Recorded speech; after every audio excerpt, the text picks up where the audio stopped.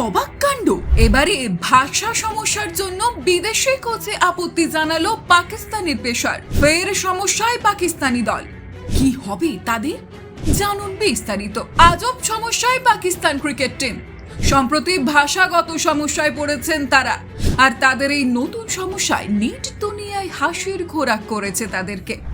শেষ কয়েক মাস ধরে পাকিস্তান ক্রিকেট টিমের পারফরমেন্স খুবই হতাশাজনক। দ্বিপাক্ষিক সিরিজ তথা সদ্য শেষ হওয়া বিশ্বকাপে তাদের পারফরমেন্স একেবারেই আশাতীত নয়। ব্যাটিং, বোলিং, ফিল্ডিং সবেতেই তারা ব্যর্থ হচ্ছে। এই ব্যর্থতার কারণ অনেকেই মনে করে পাকিস্তান টিমের সঠিক প্রশিক্ষণ কিংবা টিম স্পিরিট না থাকা। অনেক আগে শোনা যেত পাকিস্তান টিমে বহু খেলোয়াড় একে অপরের সঙ্গে কথা পর্যন্ত বলেন না। যখন একটি টিমের সাধারণ আন্ডারস্ট্যান্ডিং এরই অভাব হয়, তখন সেই টিমের জয়লাভ হওয়া সত্যি দুষ্কর হয়ে ওঠে। এছাড়াও বারংবার কোচ সমস্যায় ভুগেছে পাকিস্তান বর্তমান খেলোয়াড়দের ওপর এক রাশ ক্ষোভ উগড়ে দিয়েছেন প্রাক্তন পাকিস্তানি কিংবদন্তি খেলোয়াড়রা। শুধু তারাই নয়, সারা বিশ্বের ক্রিকেট বিশেষজ্ঞরা মনে করে আগের পাকিস্তানের টিম আর এখনের পাকিস্তান টিম আকাশ পাতাল ফারাক। তবে এইসবের মধ্যেই বিশ্বকাপের আগে পাকিস্তান ক্রিকেট টিমের দায়িত্বে দেওয়া হয়েছিল এক বিশ্বজয়ী কোচকে। পাকিস্তান ক্রিকেট বোর্ড সাদা বলের জন্য গ্যারি কাস্টেনকে নিয়োগ করে।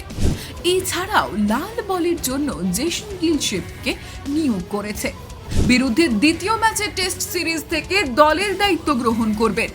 তবে তা সত্ত্বেও খুবই হতশ্রী ফলাফল বিশ্বকাপে এসেছে পাকিস্তানের পক্ষে। তাই এইবার বিশ্বজয়ী কোচেদের নিয়েও সমস্যার কথা জানালো পাকিস্তানি পেসার নাসিম শাহ।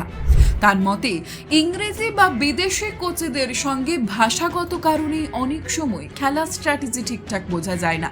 তিনি আরও বলেন, একজন প্রপার দোভাষী থাকা উচিত, যিনি এই যোগসূত্রের কাজ করবেন। আসলে নাসিমের মতন পাকিস্তানের বহু ক্রিকেটারেরই ইংলিশটা একেবারেই আসে না, তাই তারা অনেক সময় কোচের নির্দেশ সম্পূর্ণ বুঝতে পারেন না।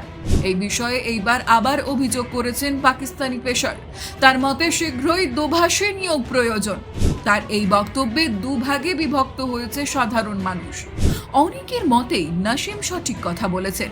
শুধুমাত্র ভাষার বাধার জন্য একটা টিমের ক্ষতি কখনোই কাম্য নয়। পাকিস্তান বোর্ডের উচিত শীঘ্রই একজন দোভাষী নিযুক্ত করা।